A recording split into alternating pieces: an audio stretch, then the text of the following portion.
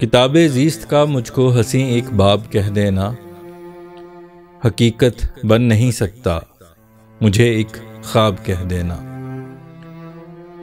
تمہاری یاد میں جو اشک برسیں نہ کہو بوندیں، ہے موزوں یہ زیادہ کہ انہیں سیلاب کہہ دینا۔ یہ تیرا حسن ہر شاعر کو ہے مجبور کر دیتا، تیرے مہنور چہرے کو رخ مہتاب کہہ دینا۔ ہے عاشق کی نظر میں اس قدر محبوب کی وقت، جو ہو ایک ریت کا ذرہ اسے نایاب کہہ دینا۔ یہ عادت ہے بنا رکھی تمہارے ہر دیوانے نے، اداؤں کو تمہاری خبط کے اسباب کہہ دینا۔ ہماری شاعری میں ایک مروج یہ طریقہ ہے، حسن کو بے رحم اور عشق کو بے تاب کہہ دینا۔ بیان حال دل کرنا تو بس ایک خواب جیسا ہے، اگر ممکن نہیں میرا تمہیں آداب کہہ دینا۔ تمہارے حسن سے مسرور ہو کے لڑکھڑانے کو بہت آسان ہے کمزوری اعصاب کہہ دینا۔ محض ایک لفظ اچھا ہے جواں جذبوں کو کر دیتا، ہے دیتا حوصلہ نایاب کو کمیاب کہہ دینا۔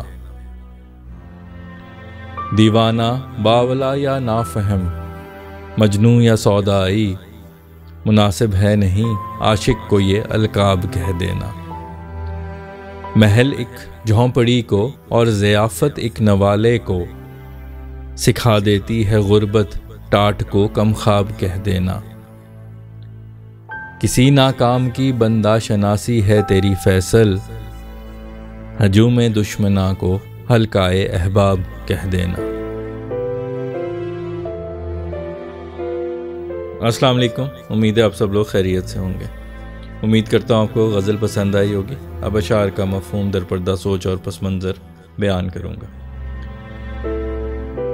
غزل کا مطلع جو ہے وہ ایک ایسے شخص سے متعلق ہے جس سے آپ کا رشتہ بننا ناممکن ہو، لیکن اس کے ساتھ آپ کا ساتھ بہت خوبصورت ہو۔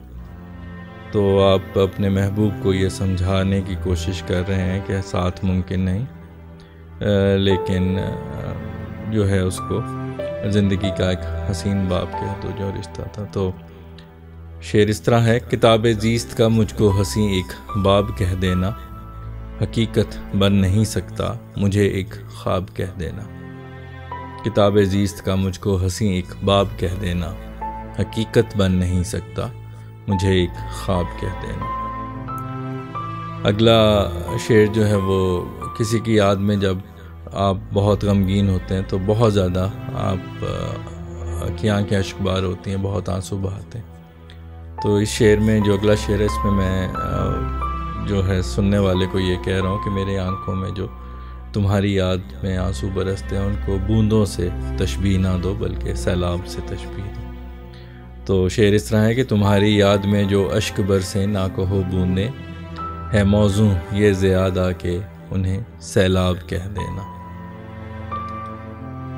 اگلا شعر جو ہے وہ شاعری جو کرتے ہیں، جو شاعر حضرات ہوتے ہیں وہ تشبیہات بہت استعمال کرتے ہیں، اور اکثر جو خوبصورت محبوب ہوتا ہے اس کے خوبصورت چہرے کو چاند سے تشبیہ دیتے ہیں۔ تو میں نے اس کے متعلق لکھا ہے کہ یہ تیرا حسن ہر شاعر کو ہے مجبور کر دیتا، یہ تیرا حسن ہر شاعر کو ہے مجبور کر دیتا، تیرے مہنور چہرے کو رخ مہتاب کہہ دینا، تیرے مہنور چہرے کو رخ مہتاب کہہ دینا۔ اگلا شعر جو ہے وہ دوبارہ یہی عاشق سے متعلق ہے کہ عاشق کی نظر میں محبوب کی وقت بہت زیادہ ہوتی ہے۔ یہاں پہ میں نے ایک تشبیہ استعمال کی ہے ریت کے ذرے کی۔ دنیا میں جو ہے وہ ریت ایک ایسی چیز ہے جو بہت زیادہ ہے، یعنی سمندر کے ساحلوں سے لے کے ریگستانوں تک بہت زیادہ پائی جاتی ہے، اور اس ریت میں اربوں خربوں ریت کے ذرات ہوتے ہیں، بہت چھوٹے چھوٹے ہوتے ہیں لیکن وہ اتنا زیادہ رقبہ ہے صحرائی اور اس میں پھر ریت کے ذرات تو یعنی ایک ناممکن بات ہے کہ ان کو گنا جا سکے، اور وہ سب ایک جیسے ہوتے ہیں۔ تو کسی ایک ریت کے ذرے جب کسی چیز کی جو ہے وہ کم اہمیت پہ زور دینا ہو تو اسے ریت کے ذرے سے تشبیہ دی جاتی ہے، بیکاز ریت کا ذرہ انفرادی طور پہ کوئی پہچان نہیں رکھتا۔ تو اور پھر کچھ چیزیں اس کے برعکس ایسی ہوتی ہیں جو نایاب ہوتی ہیں، جو دنیا میں ملتی ہی نہیں، بہت یعنی ناممکن ہوتا ہے ایسی چیزوں کو ڈھونڈنا۔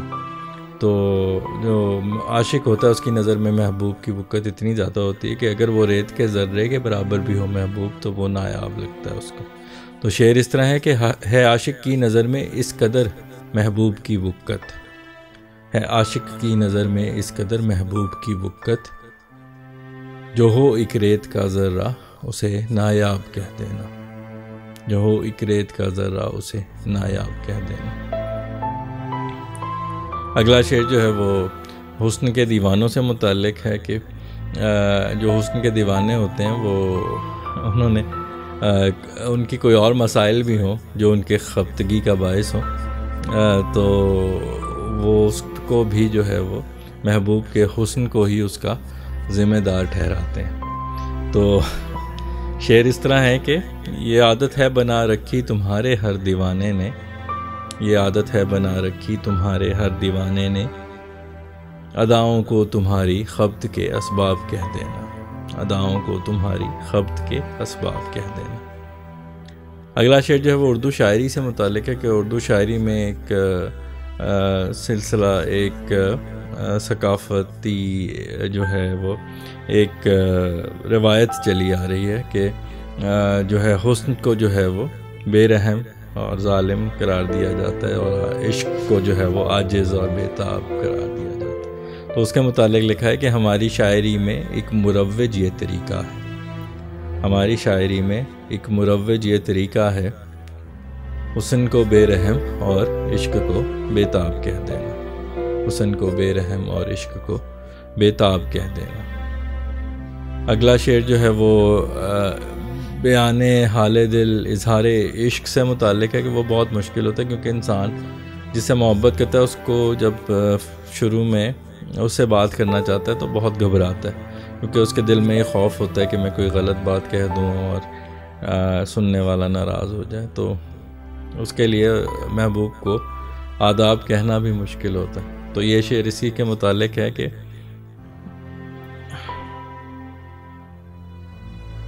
بیان حال دل کرنا تو بس ایک خواب جیسا ہے، بیان حال دل کرنا تو بس ایک خواب جیسا ہے، اگر ممکن نہیں میرا تمہیں آداب کہہ دینا، اگر ممکن نہیں میرا تمہیں آداب کہہ دینا۔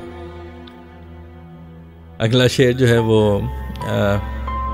لڑکھڑانے سے متعلق ہے۔ لڑکھڑانے کی بہت سی وجوہات ہوتی ہیں، اور زیادہ تر جو لڑکھڑاتے ہیں لوگ وہ ضعیف العمری میں کمزوری اعصاب، مسکولر ویکنس کی وجہ سے اولڈ ایج میں وہ لڑکھڑاتے ہیں۔ تو بعض لوگ جو اپنے محبوب کے حسن سے مسرور جو ہوتے ہیں، اس کے سرور میں جب ہوتے ہیں حسن کے، تو اس میں بھی لڑکھڑا جاتے ہیں، تو وہ الزام جو ہے وہ کمزوری اعصاب پہ دینا ذرا آسان ہوتا ہے۔ جب لوگ پوچھیں کہ کیوں ایسا کیوں کیا، تو وہ اس میں پھر کچھ نہ کچھ آپ کسی اور چیز کو الزام دینا پسند کرتے ہیں۔ تو یہ شعر اسی کے متعلق ہے کہ تمہارے حسن سے مسرور ہو کے لڑکھڑانے کو، تمہارے حسن سے مسرور ہو کے لڑکھڑانے کو بہت آسان ہے کمزوری اعصاب کہہ دینا، بہت آسان ہے کمزوری اعصاب کہہ دینا۔ اگلا شعر جو ہے وہ الفاظ کی بہت اہمیت ہوتی ہے۔ جو سپورٹس میں ٹیمز ہوتی ہیں ان کے کوچز کا بھی یہی کام ہوتا ہے کہ وہ انہوں نے خود نہیں کھیلنا ہوتا، لیکن وہ ان کو جو اپنے الفاظ کے ذریعے، اپنے لہجے کے ذریعے ان کا مورال کو، ان کے عزم اور حوصلے کو بلند کرتے ہیں۔ تو یہاں پہ میں نے یہی بتایا ہے کہ ایک لفظ سے بھی جذبے جو ہیں وہ جوان ہو جاتے ہیں، اور کوئی چیز اگر نایاب ہو اور اس کو آپ کامیاب کہہ دیں تو اس سے بھی حوصلہ بہت بلند ہو جاتا ہے۔ یعنی ایک ایسی چیز ہو جس کا ملنا ناممکن ہو، اگر آپ اس ناممکن کی جگہ مشکل کہہ دیں کہ اس کا ملنا مشکل ہے، تو کیونکہ وہ ممکنات میں آ جاتی ہے چیز تو حوصلہ بلند ہو جاتا ہے۔ تو یہ شعر اسی سے متعلق ہے کہ محض ایک لفظ اچھا ہے جوان جذبوں کو کر دیتا، محض ایک لفظ اچھا ہے جوان جذبوں کو کر دیتا، ہے دیتا حوصلہ نایاب کو کامیاب کہہ دینا، ہے دیتا حوصلہ نایاب کو کامیاب کہہ دینا۔ اگلا شعر جو ہے وہ عاشقوں سے متعلق ہے کہ عاشق کو بہت سے القاب دیے جاتے ہیں، دیوانہ، باولا، نافہم، مجنوں، سودائی اور بہت کچھ۔ تو میں نے یہاں پہ ایک یہ شکایت کی ہے کہ یہ مناسب رویہ نہیں ہے۔ تو یہ شعر اس طرح ہے کہ دیوانہ، باولا یا نافہم، مجنوں یا سودائی، دیوانہ، باولا یا نافہم، مجنوں یا سودائی، مناسب ہے نہیں عاشق کو یہ القاب کہہ دینا، مناسب ہے نہیں عاشق کو یہ القاب کہہ دینا۔ اگلا شعر جو ہے وہ مجھے اس غزل کا حاصل غزل شعر لگتا ہے، میرا پسندیدہ شعر۔ یہ غربت یا مفلسی سے متعلق کہ جب کوئی شخص غربت یا مفلسی کا شکار ہو تو اس حالت میں اس کو بہت سے ایسے لوگ ہوتے ہیں جو اللہ کے بہت شکر گزار ہوتے ہیں، تو وہ ان کو اپنی جھونپڑی بھی محل لگتی ہے، ان کو اگر ایک نوالا مل جائے وہ بھی ضیافت لگتی ہے، ایک دعوت لگتی ہے، اور اگر وہ ٹاٹ کا لباس بھی پہنا ہو تو وہ بھی انہیں کم خواب لگتا ہے۔ تو شعر اس طرح ہے کہ محل ایک جھونپڑی کو اور ضیافت ایک نوالے کو، محل ایک جھونپڑی کو اور ضیافت ایک نوالے کو، سکھا دیتی ہے غربت ٹاٹ کو کم خواب کہہ دینا، سکھا دیتی ہے غربت ٹاٹ کو کم خواب کہہ دینا، محل ایک جھونپڑی کو اور ضیافت ایک نوالے کو، سکھا دیتی ہے غربت ٹاٹ کو کم خواب کہہ دینا۔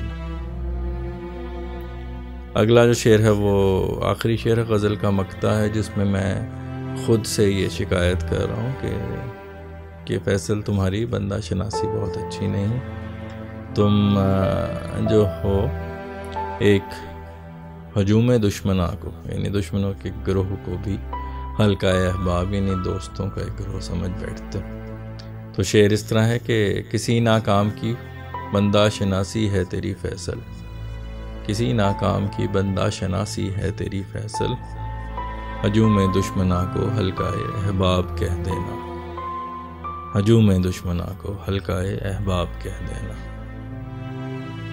کتاب زیست کا مجھ کو حسین ایک باب کہہ دینا، حقیقت بن نہیں سکتا مجھے ایک خواب کہہ دینا۔